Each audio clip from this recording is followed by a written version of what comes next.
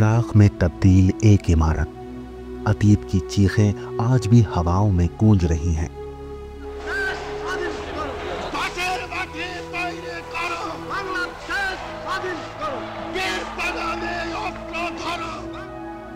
बांग्लादेश की आजादी की कसम खाने वाले, जिस घर की दीवारों ने कभी इतिहास बनते देखा, आज उन्हीं दीवारों का कोई वजूद नहीं बचा। ये सिर्फ एक घर नहीं था, ये एक सपना था, एक क्रांति की जन्मभूमि थी। लेकिन उस सपने को मिटाने के लिए अंधेरे से निकल कर आए कुछ साए, जिन्होंने सिर्फ एक इमारत को नहीं गिराया, बल्कि इतिहास के पन्नों को जलाकर रख दिया। बुधवार से जल रही सड़क पर आग की लपटें हैं, छात्र प्रदर्शनकारी और सत्ता के खिलाफ उठती आवाजें हैं।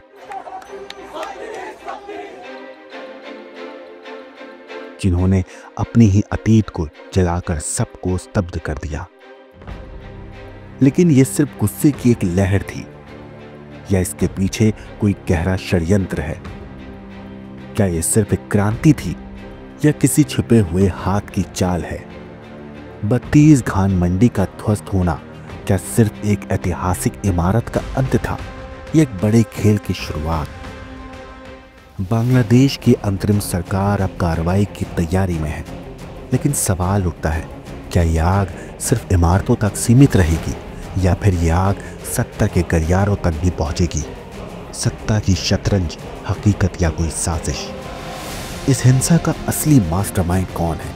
क्या बांग्लादेश फिर से एक नई क्रांति की दहलीज पर खड़ा है? ढाका की हवाओं में धुएं की गंध थी। वो मकान जो कभी बांग्लादेश की आज़ादी के सपनों का गवाह था, आज जलकर राख बन चुका था। इतिहास के पन्नों में दर्ज 32 धान मंडी, जहां से शेख मुजीबुर रहमान ने एक स्वतंत्र राष्ट्र का सपना देखा था, आज मलबे का ढेर बन चुका था। भीड़ उन्माद में थी। किसी ने ईंट उठा ली, किसी ने फर्नीचर तोड़ डाला और किसी ने लोहे की छड़ें काट कर अपने घर की छत मजबूत करने का इंतजाम कर लिया। ये सिर्फ एक घर का विध्वंस नहीं था, ये उस इतिहास को मिटाने की कोशिश थी जिसे खून, पसीने और बलिदान से लिखा गया था। 6 फरवरी की सुबह ढाका में हलचल थी। भीड़ इकट्ठा हो रही थी। कुछ हाथों में पत्थर थे, कुछ के हाथों में पेट्रोल बम, लेकिन सबसे बड़ा हथियार था गुस्सा। बांग्लादेश की सड़कों पर बवाल मचा हुआ था। अचानक एक बुलडोजर गरजा और 32 धान मंडी की दीवारें हिलने लगी। वो घर जहां से मुक्ति संग्राम की पहली आवाज उठी थी, वो घर जिसकी दीवारों पर इतिहास खुद को लिखता रहा था, अब धूल बनकर हवा में उड़ रहा था। लोग हंस रहे थे, नारे लगा रहे थे, मानो इतिहास को जलते हुए देखना उनका उत्सव था। किसी ने घर की नींव से एक ईंट निकाली और कहा, अब ये भी हमारे हिस्से की बन गई। रात के अंधेरे में जब बांग्लादेश की सड़कों पर आक्रोश भड़क रहा था, तो इतिहास एक नए मोड़ की तरफ बढ़ रहा था। इस किस्से के बारे में बात करेंगे, लेकिन सबसे पहले बात साल 2007 की। ये 2007 का साल था, जब एक समय ऐसा आया जब राजनीति सत्ता की लड़ाई से कहीं आगे बढ़ चुकी थी। सेना समर्थित सरकार ने देश की लोकतांत्रिक नब्ज पर शिकंजा कस दिया था और सत्ता के सबसे मजबूत स्तंभों में से एक शेख हसीना को भ्रष्टाचार के आरोप में गिरफ्तार कर लिया गया था। लेकिन ये कहानी सिर्फ एक गिरफ्तारी की नहीं थी, बल्कि उस महिला की कहानी थी जिसने अपने पिता के खून से सनी विरासत को संभाला और देश को नई राह पर ले जाने की ठानी। शेख हसीना का जीवन कभी भी आम नहीं रहा। वो बांग्लादेश के संस्थापक शेख मुजीबुर रहमान की बेटी थी। वही शेख मुजीब जिनका खून 1975 में ढाका के धान मंडी में बहाया गया था। हसीना और उनकी बहन रेखा बचपन से ही सत्ता और साजिश के साए में पली बड़ी थी। अब उनके परिवार को सैन्य तख्तापलट में मौत के घाट उतार दिया गया था। तब वो जर्मनी में थी। वो लौटना चाहती थी, अपने पिता की विरासत को संभालना चाहती थी।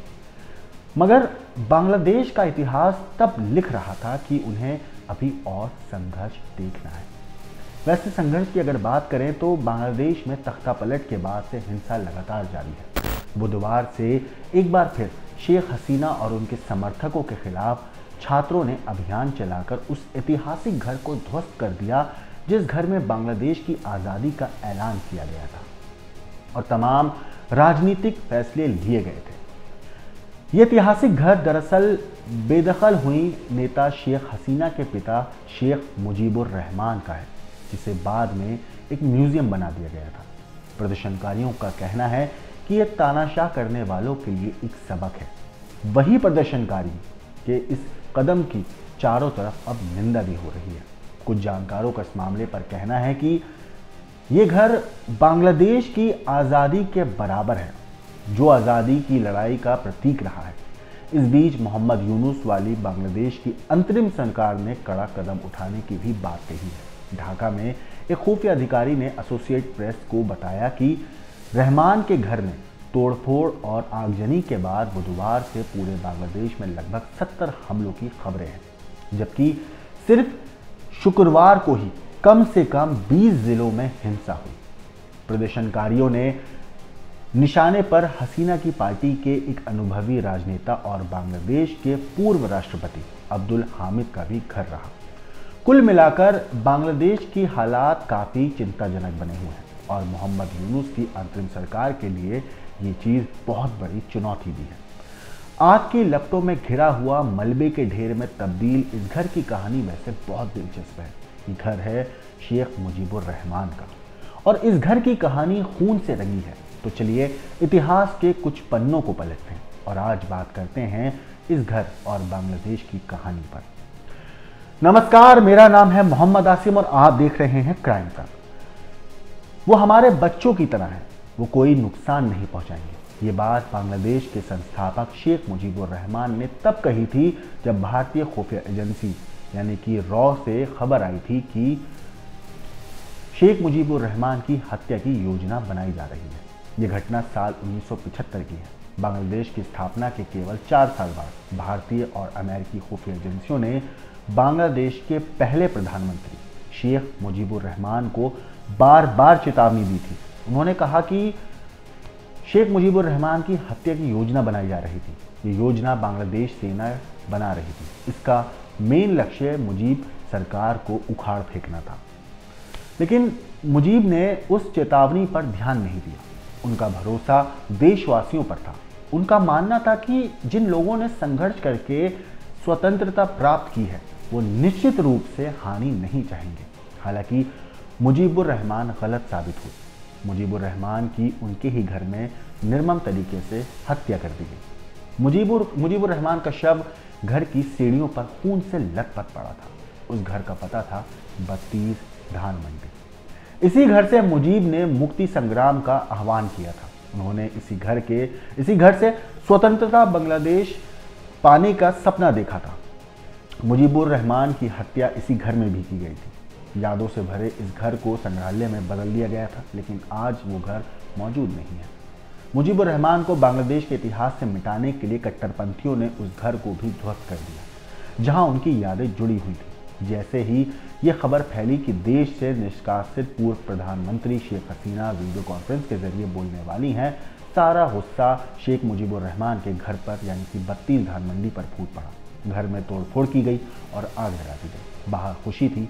फिर आधी रात को नगर पालिका ने बुलडोजर मंगवाए और मकान को गिरवाना शुरू कर दिया।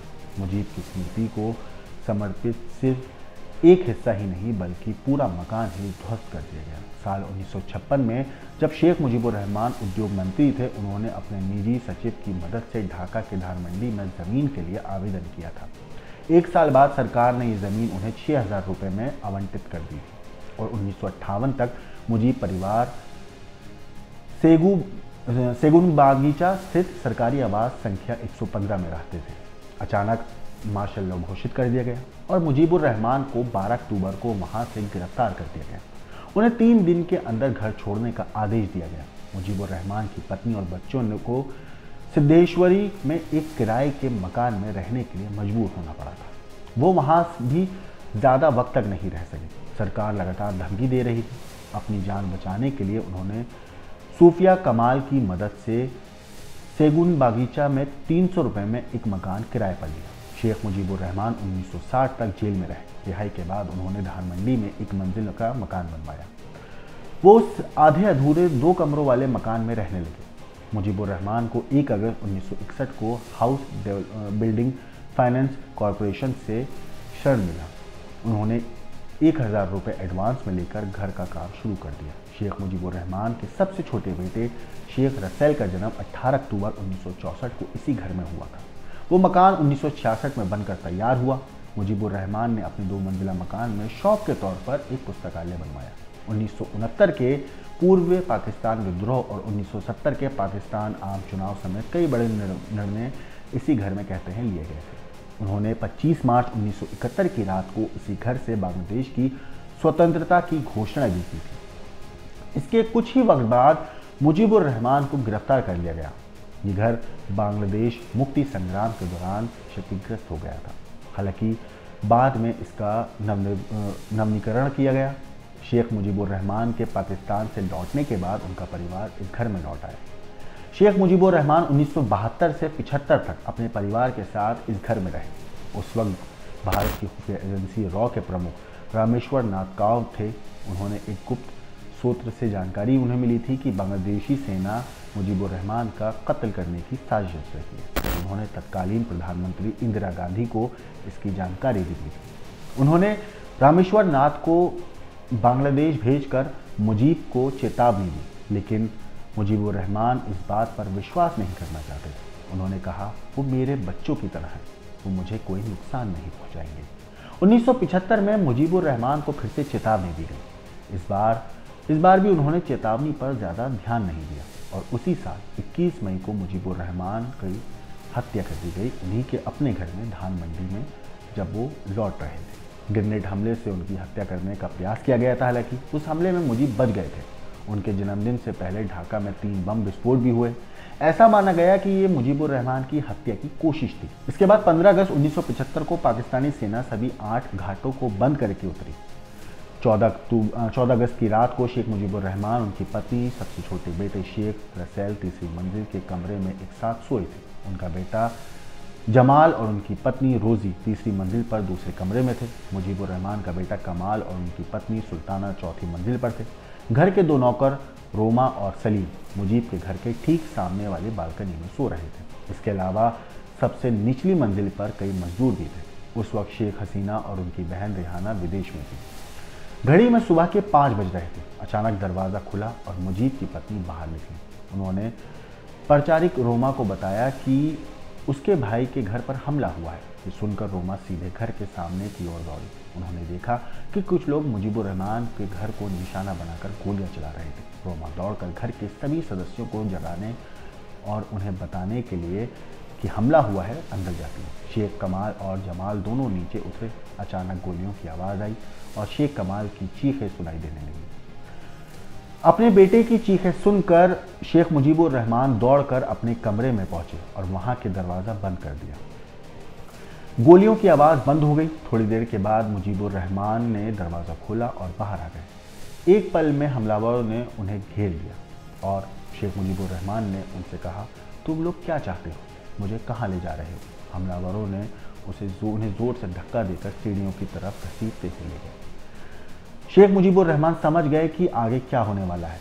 2-3 सीढ़ियाँ उतरने के बाद नीचे से शेख मुजीबुर रहमान पर गोलियाँ चलाई गई। मुजीबुर रहमान खून से लथपथ होकर सीढ़ियों से नीचे गिर पड़े। फिर भी उन्होंने अनुरोध किया कि उनके परिवार को छुआ न जाए, लेकिन किसी ने भी उस अनुरोध को नहीं सुना। तब तक परिवार के सदस्य जान बचाने के लिए मुजीबुर रहमान के घर के बाथरूम में छिप चुके थे। कहते हैं कि मुजीबुर रहमान के भाई शेख नासिर के हाथ में गोली लगी थी। मुजीब की पत्नी ने अपनी साड़ी फाड़कर उनके हाथ पर बांधी थी। उसी वक्त हमलावर तीसरी मंजिल पर आ गए। एक एक करके सभी को बाथरूम से बाहर निकाला, सभी को नीचे लेकर गए। सीढ़ियों पर उतरते वक्त मुजीबुर रहमान की पत्नी ने मुजीबुर रहमान का खून से सना हुआ जो शव था वो सीढ़ियों पर पड़ा देखा। ये देखकर वो बोली, मैं कहीं और नहीं जाऊंगी, मुझे मार दो। उन्हें घसीट के घर के अंदर ले जाया गया। गोली चलाने की आवाज़ सुनाई देती है। उन्होंने मुजीब के सबसे छोटे बेटे रसेल को भी नहीं बख्शा। उस समय रसेल केवल 10 साल का था। वो गोलियां और अपने पिता और दादा के खून से सने लाशों को देखकर भय से काँप रहा था। वो कहता रहा, मुझे मेरी माँ के पास ले चलो। ये सुनकर हमलावरों ने उसका हाथ पकड़ लिया और कहा, चलो तुम्हारी माँ के पास तुम्हें लेकर चलते हैं। रसेल की भी गोली मारकर हत्या कर दी गई। इसी तरह शेख मुजीबुर रहमान के भाई को भी बाथरूम में ले जाकर गोली मार दी गई। हसीना और उनकी बहन रेहाना अपने पूरे परिवार की हत्या की खबर मिलने के बाद भी वापस नहीं लौट पाईं। दोनों बहनों ने 17 मई 1981 को देश लौटा, दोनों बहनें थीं, लेकिन उन्हें अपने धानमंडी स्थित घर में एंट्री करने से मना कर दिया गया। यहाँ तक कि घर को नीलामी के लिए भी रखा गया था। उसी साल 10 जून को हसीना ने सारा कर्ज चुकाने के बाद घर का जो मालिकाना हक था वो लिया। हसीना अपने पति के साथ मोहाखाली में रहती थी। 32 धानमंडी स्थित घर का उपयोग राजनीतिक कार्यक्रमों के लिए किया जाता था। जब से उन्होंने इस घर का स्वामित्व हासिल किया, यानी कि जो मालिकाना हक था वो हासिल किया, तब से वो इसे म्यूज़ियम में बदलने की योजना बना रही थी। हज़ारों बाधाओं के बाद 14 अगस्त 1994 को म्यूज़ियम का उद्घाटन हुआ। इस मकान का मालिकाना हक था 6 दिसंबर को मेमोरियल ट्रस्ट को सौंप दिया गया। मुजीबुर रहमान के नाम पर बने इस संग्रहालय को देखने के लिए देश विदेश से लोग आते थे। वो घर अब इतिहास के पन्नों से मिट गया है। इस घर पर 5 अगस्त 2024 को हमला किया गया था, जब बांग्लादेश में बड़े पैमाने पर विद्रोह हो रहा था और शेख हसीना को देश छोड़कर भागने पर मजबूर होना पड़ा था। घर में आग लगा दी गई थी। 6 महीने की अवधि में इन्हीं प्रदर्शनकारियों ने न सिर्फ तोड़फोड़ और आगजनी की है, बल्कि उन्हें शांति भी नहीं मिली। ये सब करने के बाद इस बार बुलडोज़र लाया गया और घर को पूरी तरह से जमींदोज कर दिया गया। वैसे अभी जिस घर की हमने बात की है, वहाँ से कोई दरवाज़ा लेकर गया है, तो कोई ईंटें चुरा के लेके गया है। शेख मुजीबुर रहमान के घर में लूटपाट हुई है। इतिहास के इस कीमती पन्ने को जलाने, तोड़ने, लूटने की कोशिश हुई है। असल में बांग्लादेश के धानमंडी में रोड 32 पर स्थित बांग्लादेश के संस्थापक शेख मुजीबुर रहमान का घर लगभग खंडहर बन चुका है। आगजनी और लूटपाट के बाद अब लोग खंडहर बन चुके ऐतिहासिक घर से लोहे की छड़ें काट रहे हैं। यहाँ तक कि उस ढह चुके घर की ईंटें भी ले जा रहे हैं। बुधवार रात को घर का एक हिस्सा ध्वस्त करने के बाद स्थानीय लोग फर्नीचर और दरवाजे भी अपने साथ ले गए। पूर्व प्रधानमंत्री शेख हसीना ने शेख मुजीबुर रहमान के घर में लूटपाट की कड़ी आलोचना की है। भारत सरकार ने भी इसे दुखद करार देते हुए इसकी निंदा की है। बाद में मोहम्मद यूनुस की अंतरिम सरकार ने सख्त कार्रवाई करने का वादा भी किया है, मगर इसके बाद भी शुक्रवार को मुजीबुर रहमान के घर पर लूटपाट नहीं रुकी। बांग्लादेश की मीडिया आउटलेट प्रथम आलो की एक रिपोर्ट में कहा गया है कि शुक्रवार दोपहर तक एक व्यक्ति मुजीबुर रहमान के घर से लगभग 6 किलोग्राम लोहे की छड़ें उठाकर ले गया था। वो अपने साथ एक आरी लाया। उसने पूरी सुबह उस आरी से छड़ें काटने में बिता दी। उसने इतना ही नहीं, मीडिया आउटलेट को ये भी बताया कि उन्होंने इतनी सारी छड़ें क्यों काटी। उस शख्स का दावा था कि वो मुजीब के घर से काटी गई छड़ें बाजार में बेचेगा। उस पैसे से वो व्यक्ति जो दिहाड़ी मजदूर हैं, अपने पूरे परिवार को थोड़ा अच्छा खाना खिला सकेगा। एक अन्य महिला लोहे के टूटे हुए टुकड़े से भरा एक थैला लेकर आई। उसने कहा कि वो उन टुकड़ों को स्टोर में बेचेगी। कुछ लोग अभी भी मलबे से पूरी ईंटें ढूंढ रहे हैं, उन्हें एक साथ जमा कर रहे हैं। 6 फरवरी को जब शेख मुजीबुर रहमान के घर को बुलडोज़र से तोड़ा जा रहा था, तो लोग बाहर खड़े होकर जय जयकार कर रहे थे। यहाँ तक कि घर के आंगन में लगे नारियल के पेड़ों को भी नहीं बख्शा गया। प्रदर्शनकारियों ने पेड़ों को उखाड़ दिया, यहाँ तक कि सारा डाब यानी कि कच्चा नारियल तोड़ लिया। ताकि इतना नहीं, तथाकथित प्रदर्शनकारियों ने इस मामले पर कहा है कि पेड़ गिर गया, मुझे दाब मिला, मुझे ये काफ़ी प्रयास के बाद मिला। मैंने कभी नहीं सोचा था कि मैं हसीना के घर का दाब खा सकूंगा। मुजीब के घर के सामने तमाशबीनों की भीड़ लगी हुई है। लोग सड़क पर गाड़ी चलाते वक्त अपनी गाड़ियां रोक देते हैं, घर के खंडहर को देख रहे हैं। धानमंडी में मकान नंबर 32 पर बुधवार रात से ही ध्वस्तीकरण का काम शुरू हो गया है।